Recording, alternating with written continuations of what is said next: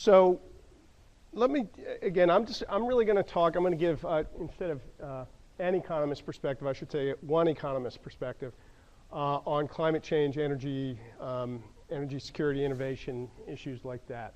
So I'm going to deal with sort of at the first principles level. Okay.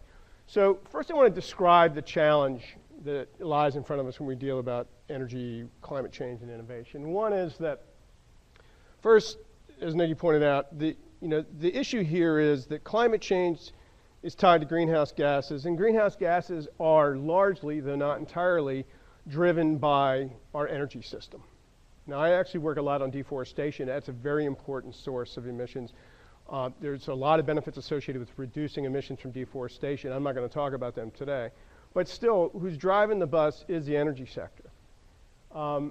And the energy sector, I mean, if you talk to most economic historians, they would say that what has really catapulted human civilization from essentially living in caves and subsistence to the economic development that we enjoy today has been the efficient assembly of energy. It's allowed us to produce a lot more with the same number of people, which brings up standard of living. So simply saying, well, one way to solve the climate change problem is just to stop using energy is not a realistic scenario.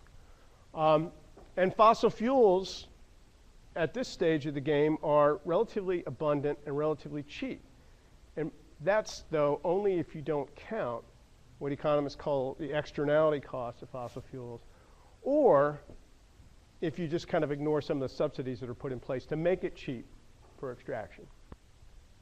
We have a relatively large supply in this, even now with natural gas and fracking. I'm sure you guys are aware of that or have heard of that. You know, we may even have more fossil energy underground, but the cost of accessing it in some ways has become cheap, but the environmental concerns associated with it are becoming more expensive.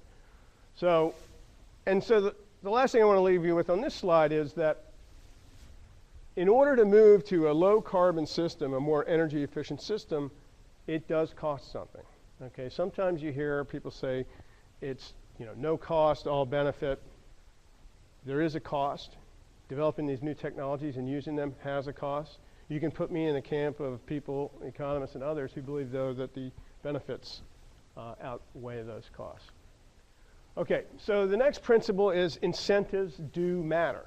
Okay, so this is a chart of so if we were going to build this, if you're going to build a power plant in 2016, the Energy Information Administration says, well, you factor in the cost of building that plant and then operating it over its useful life. What is the average cost of electricity generated at these types of plants over its useful life? And we'll see, that was not what I wanted to do. Okay, we'll see that the fossil generation, and this doesn't include the subsidies that are in place or the damages from pollution, fossil generation using these traditional measures is relatively cheap, most of them.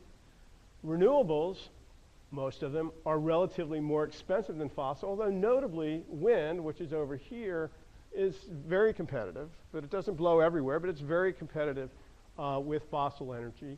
And solar PV is a fairly expensive. Offshore wind is fairly expensive. I understand they're developing, Mayor Ford, talking about developing offshore wind off of the coast of Delaware.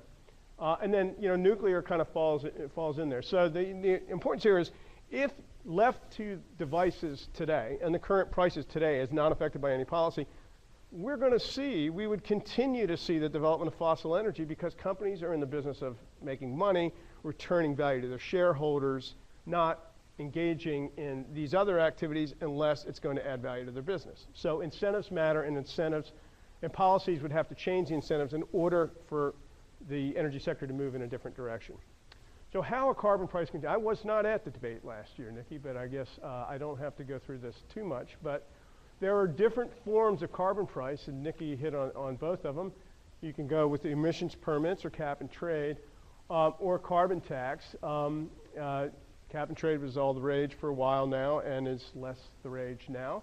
But these are essentially ways of putting a price on carbon so that diagram I just showed you could be at a more even level if you actually tax carbon from fossil energy. The advantages of pricing carbon, whether it's a tax or through an emissions price, is that it creates a profit and a loss incentive for improvements in technology, for reducing energy use, and for reducing fuel mixes that are higher in carbon energy. So it's a continued incentive to lower carbon rather than just saying, let's pick a technology in 2012 and tell everyone to go put that technology in for the next 10 years. That is ossifying. That is technology freezing, as Nikki alluded to. And then also the revenues that you can generate through either of these types of systems then can be used to reduce distortionary taxes elsewhere in the system. That's why actually a lot of economists favor either a carbon tax or a cap and trade system where you can use the revenues to reduce taxes and use as a source. And we all know that. So how painful would something like this be? Most of the studies that I've been involved with or that I'm aware of, and there have been a lot that have been done, have evaluated what would be the cost of getting the type of 80% reduction that the Waxman-Markey bill called for. And they're talking about costs of roughly 1% of gross domestic product. The highest cost that you would see are about 2 or 3%. Well, at this point, 2 or 3% is of GDP is a pretty big deal, right? But what we're talking about is actually GDP, gross domestic product, 50 years from now would be 1% lower than it would be otherwise, which is going to be about 2.5 times higher than it is now. So, in other words, we're not talking about lower standards of living. We're talking about changing the possible trajectory of future standards of living, and we're not even taking into consideration the fact that there are going to be benefits associated with avoiding the damages of climate change. And I'll end in a couple of minutes with that very point. Okay, so Nikki talked about a lot of these things. Federal price on carbon, what can policy do?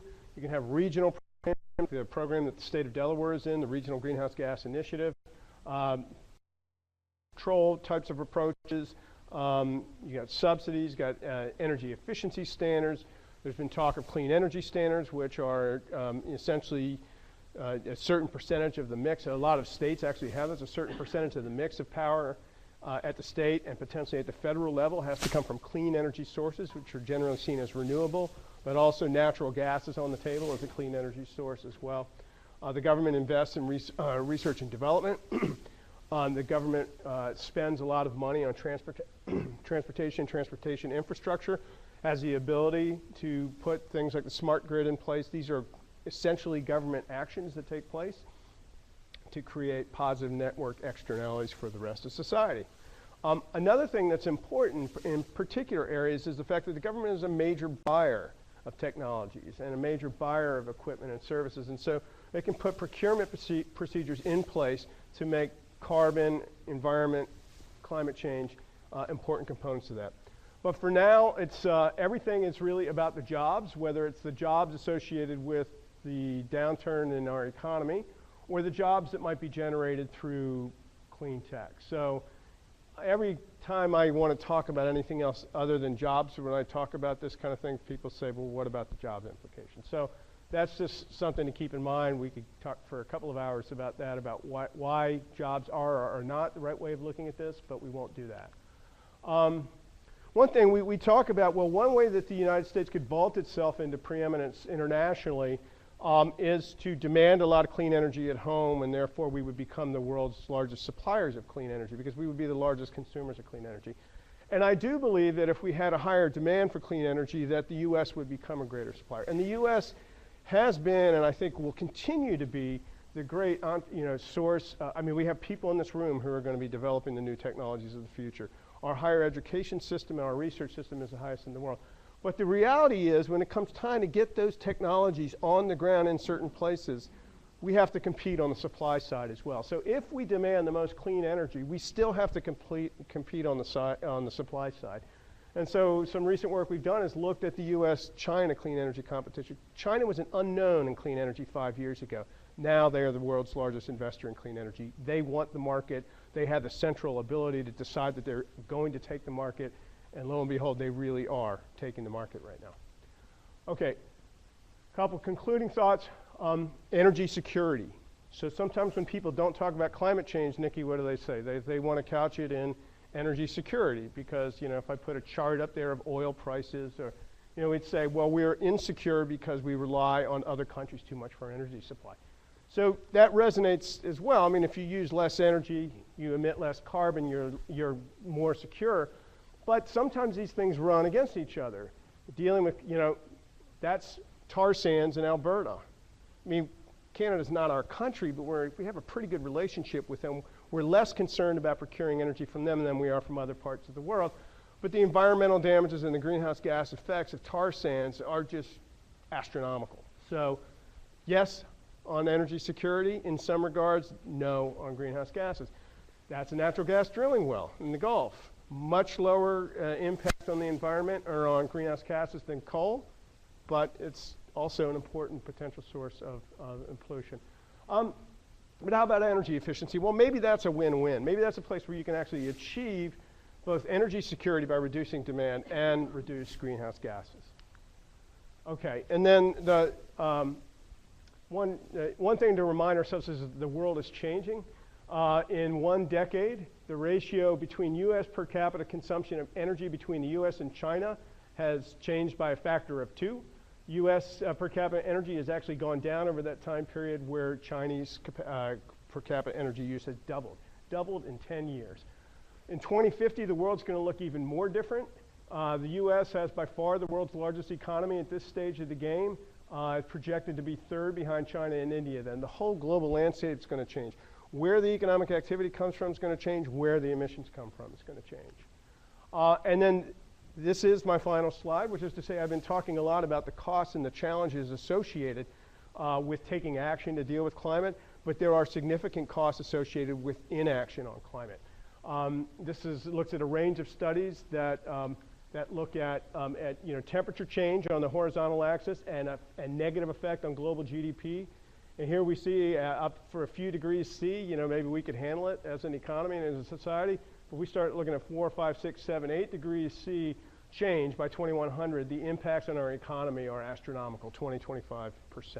So anyway, so thank you for your attention, and I think we're probably ready for the Q&A right now. Is that correct? Thank you.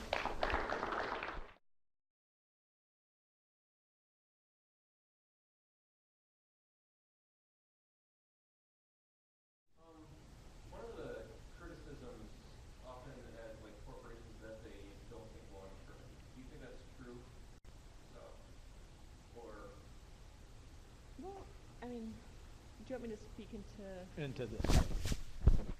I think, companies, we have to do quarterly returns. We need to be generating shareholder value just because of the way that the whole investment sort of structure is set up. But I also think if you are a company that has also been going for 200 years, you need to figure out how you're going to reinvent yourself for the next 100 years. And so I think, big, diverse companies can have that long-term vision and can sort of strategically place themselves, and hopefully you're diverse enough that you can be also a little bit nimble if the world changes around you. So I think, it's hard to do, and it's always hard internally to be talking about 10 or 20 years down the road, because people are focused on this quarter and this year and sort of the immediate future. But I think it can be done. Can I just add one thing to that? I think if we look at the alternative and we look at the public sector and we look at the decisions that have been coming out of Washington, you'd really have to ask yourself the question whether or not the government can adequately think in terms of long-term consequences. Or this government. Okay. So that's a really great chart. And I wonder if it was possible to get copies of the presentations launched in reference to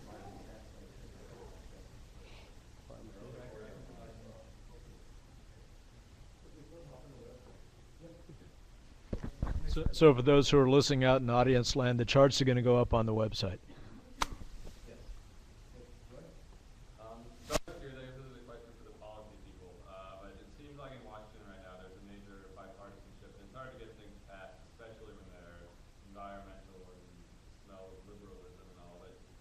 First of all, how do we get around that? And second of all, therefore, is this different in Lewis? Like, in a small town, do you have more freedom to pass policies?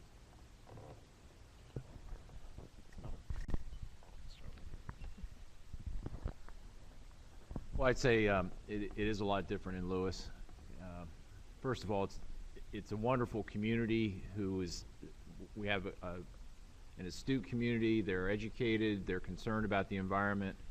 I think it's a very progressive thinking community, and we do not have affiliations of parties with our electorate.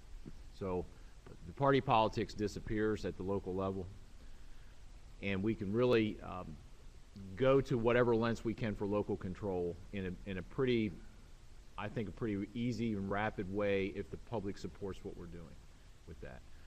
Beyond the local control for us, though, then we start to run into challenges and complications at the state and federal level. But for example, we have some changes coming in we have a renewed and a revised comprehensive zoning plan for the city. We have some changes coming in that'll affect future building aspects as it addresses climate change and potential sea level rise. A simple one is a lot coverage that you can have for the dwelling unit on the parcel. We have different elevations in the floodplain zones as required. There's some politics involved with that because there's a height restriction for how high you can build. So if you're going to elevate your initial point, are you reducing the total building envelope? There's property rights issues and all that, but we can work through that at the local level and address that a lot easier and a lot faster, a lot more efficiently than as you climb up the ladder of politics.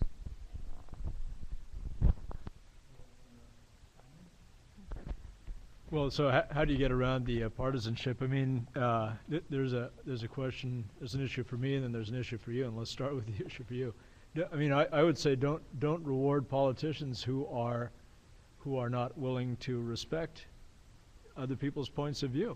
I mean, there seems to be an ethic by some in D.C. these days that to even listen to the other side or to put any value in the other side's values is somehow treasonous, which is just. We are a country over 300 million people, tremendously diverse, in every way. We will not survive if that is our governing philosophy. For us, what we're doing, we're basically for now. We're not going to see anything come out of Congress anytime soon. So what we're doing now is working on trying to solve the little problems that we can now. And wait for the day when the pendulum swings back. You can't look at the last 5 years and think that you have any idea of what the next 5 years are going to bring. Actually, sorry, a brief follow-up. Actually, that really struck me when I saw the name American Enterprise Institute as a supporter. Could you briefly explain how what got into that they're supporting any kind of thing that's called a carbon tax? Well, I think that the main thing is that there are other taxes that they consider more obnoxious, carbon is for us it's important from a climate perspective, but it is a surrogate for other things that are important as well, energy security and that sort of thing, a carbon tax might drive modernization of our energy services. I have to one thing I took my daughters back to my school about a year ago or so, and I went to. I'm 54 years old. I went to college, in the 70s, and we went by a building, and I said, "That used to be the computer lab." And they go, "What's the computer lab?" I said, "That's we used to have to go there at 2 o'clock in the morning because there's a limited number of terminals, and we'd sit down at the computer, and we type our Pascal program onto these IBM cards." Who here has seen IBM cards? Maybe seen them in a museum or something like that. I was in the building next. Right, exactly. Actually, it used to be right here. Oh, it used to be here? So there'd be like a stack of IBM cards, and you take them to the guy who runs the computer. The computer was the size of my house, the house I live in now, and and God help you if you drop the cards, and they put the cards in the machine, and it would read it, and then you get to see if your program ran. This has more than power than that thing does now. We should be doing this to our energy system. We did this for fun. Imagine what we could do if we really had to. So that's what we got to focus on.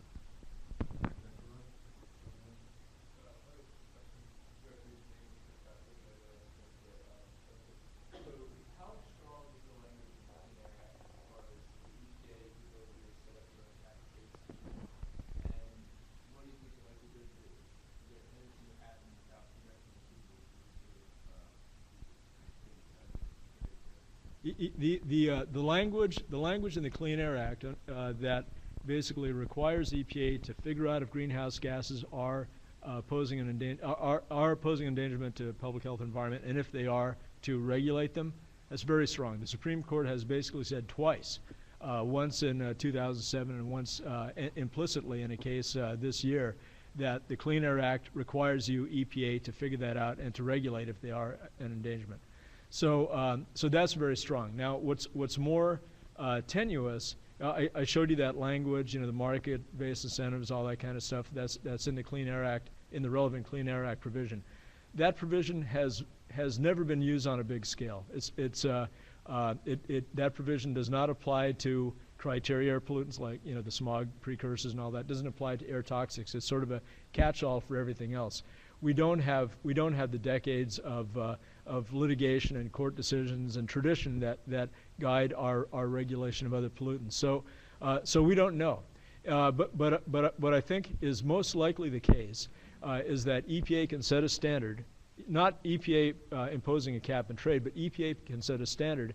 If a state wants to do cap and trade, it can do that. If a state wants to do carbon tax, it can do that. If a state, last year, there's a lot of talk about cap and dividend. If a state wants to do cap and dividend, it can do that. So it's EPA setting the standard, states figuring out how to meet it.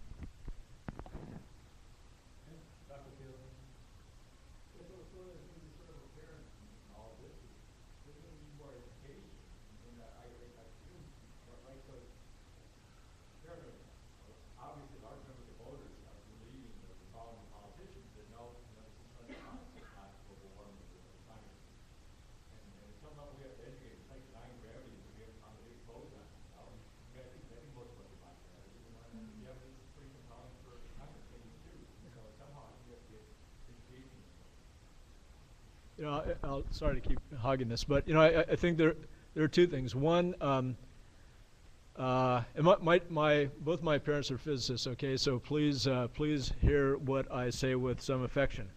Scientists are not communicating effectively with their non-science neighbors. You all, I suspect most of you are familiar with the peer-reviewed scientific literature. Nobody else is, right? They don't know what any of that stuff is. So they're very easily swayed by the garbage that you hear on talk radio and certain news channels and that sort of thing. But also, so there's that. We need to figure out how to communicate science in a way that people can hear and is respectful of people's values, because people have different value bases from which to evaluate what you're saying. The other thing, though, is that we made a big mistake. I believe we made a big mistake in 2008. Both candidates for president were huge champions of climate action. In fact, then Senator Obama and then Senator Clinton were both co-sponsors of then Senator McCain's, of still Senator McCain's cap and trade bill. We did not honor that. And so those people who thought that cap and trade was some garbage that Al Gore made up to beat up Republicans with, they got that validated that year. That was a huge mistake. I'm not saying that McCain was the reason that was the guy that you'd want to have president. I'm saying that he did important work in this area, and when we had the opportunity, when our side had the opportunity, we went partisan. Not me and not us, by the way, but many on our side did.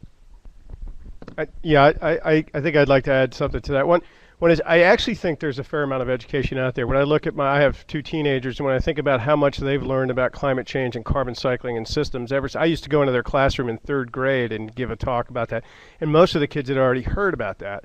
So I think it's really, I think the most significant effect on climate happened 3 years ago yesterday, and that's when Lehman Brothers collapsed. And it moved from a debate where people could kind of disagree, but there wasn't this grand fear that it was going to destroy the economy, to people who were really opposed to it saying it's going to destroy the economy, and what worse time would there be to take action on climate right now, when this actually would be a very good time to take action on climate. So I don't think it's education in general. I think it's the climate, the environment in, pick another word, the way that that small groups can influence outcomes in Washington, I think, is really the problem.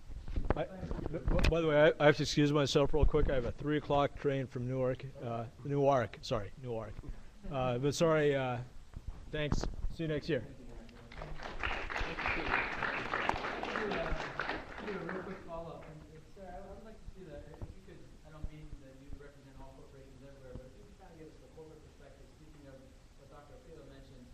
there's an educational, I think, deficit among, maybe it's not educational, maybe it's just an action and a, sort of a pragmatic problem where it costs money short term, it's not a wise investment.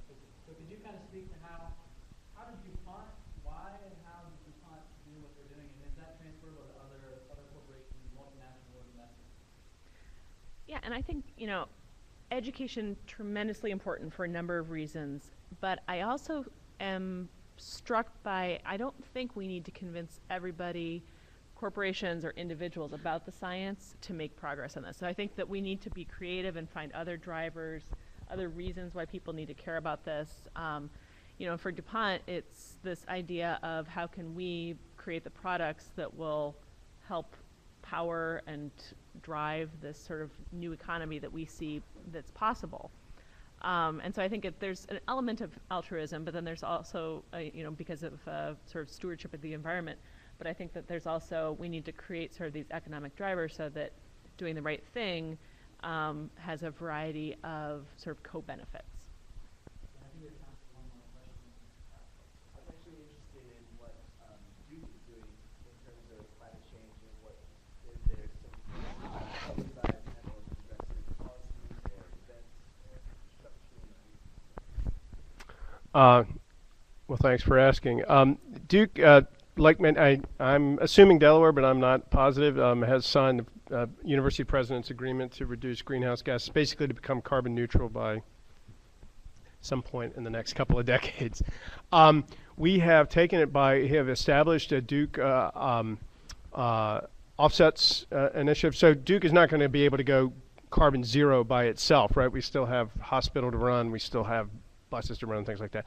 But what we can do is offset some of the emissions by undertaking activity. Duke just announced a deal with a large farm operation in North Carolina that produces hogs and therefore produces greenhouse gases and traps the methane of greenhouse gases and produces electricity for the next server farm for Google. So, we're engaging in sort of creative and constructive approaches to offset our emissions. And plus, we are any new building that's going to be built on campus is going to be some sort of LEED certified. Buildings on campus have ground to a halt in the last 3 years, like they have on many places. Although I do see construction cranes here, just the kinds of sort of prudent things that you would think that a large institution would try to do, and then educate our students. Okay, I think that's all we have time for. I apologize, we are running behind schedule. So I suggest they all provide a website to visit. And there's a wealth of information to varying degrees on all their websites. So I do suggest visiting their websites. And they I'm not sure if they're really available for discussion. Some of them some of our panelists have to catch a train, but they may be available for a few more questions after the fact. But unfortunately, we do have to move on, and we might need to discuss this. So one more time, please thank all of our panelists.